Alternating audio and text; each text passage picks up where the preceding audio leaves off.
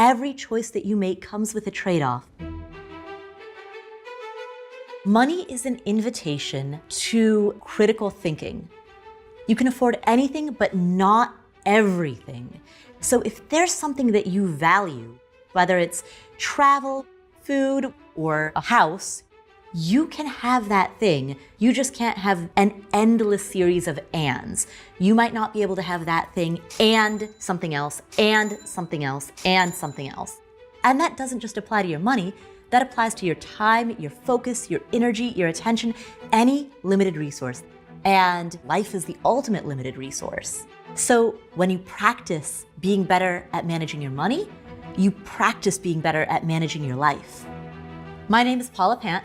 I am the host of the Afford Anything podcast. I want to help you reach financial independence by making smarter decisions with your money.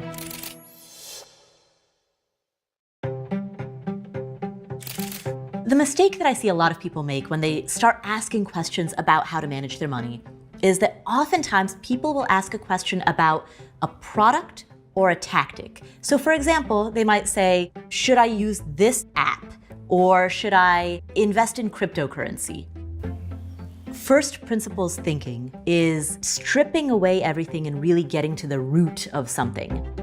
So if you think about a tree, the tactics and the products are like the leaves of a tree. That's the most visible surface.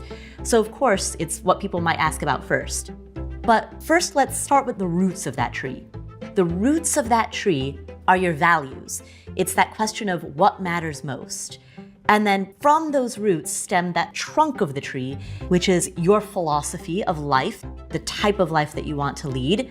And from that philosophy, then your objective or your goals. How does that philosophy of living translate into specific goals? That's really that tree trunk. From there, you go out into the branches of the tree, and they represent the strategy.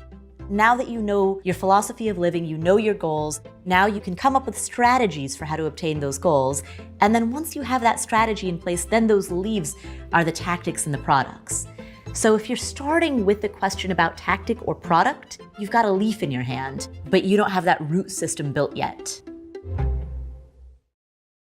When personal finance is framed in the context of delayed gratification so that you can have more money when you're 75 years old, it's really hard to get excited about that. But when we reframe that as financial independence and how taking better care of your money leads to this flourishing of freedom, of opportunity, of choice, that becomes much more enticing. FI is the point at which your potential passive income, money that comes to you when you're sleeping, typically through investments, is enough to cover your basic bills. And the reason that matters is because then endless options open up for you. You have the freedom to do whatever you want, whether that's to stay in your current profession, make a midlife career change, become a full-time parent, or travel the world. Whatever choice you want to make, you're able to make that without having to sweat about how you're going to keep the lights on, how you're going to keep the fridge stocked. The pursuit of FI is for everyone, but the first steps that you're going to take will differ depending on where you are in your journey. There are really only 3 steps to achieving financial independence. Grow the gap, invest the gap, repeat. Grow the gap means to grow the gap between what you earn and what you spend. And there are only 2 ways to increase that gap: earn more or spend less, or both.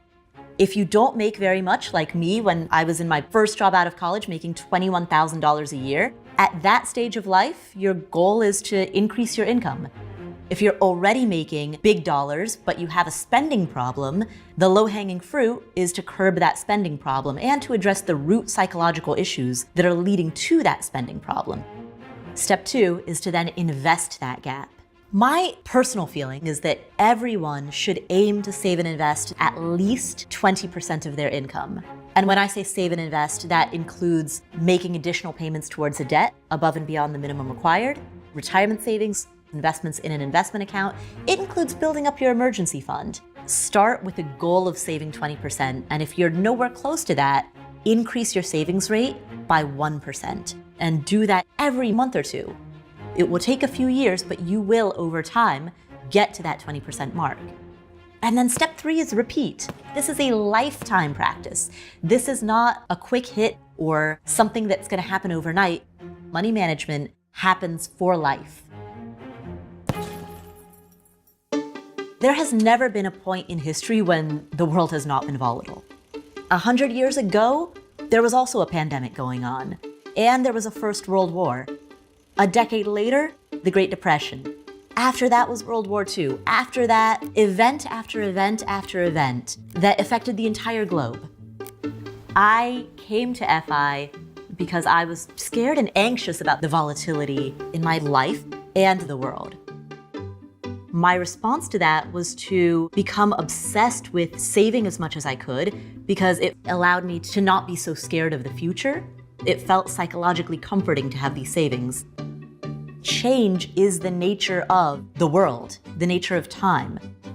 And so if you're looking out at the big global factors that are happening in the world today, and you're feeling fear, embrace it and use that fear as motivation, as fuel to make wise decisions about how you spend your money, your time, your effort. That's how you build a life that's more intentional. And there's a lot of joy in that. Get smarter, faster with videos from the world's biggest thinkers. To learn even more from the world's biggest thinkers, get Big Think Plus for your business.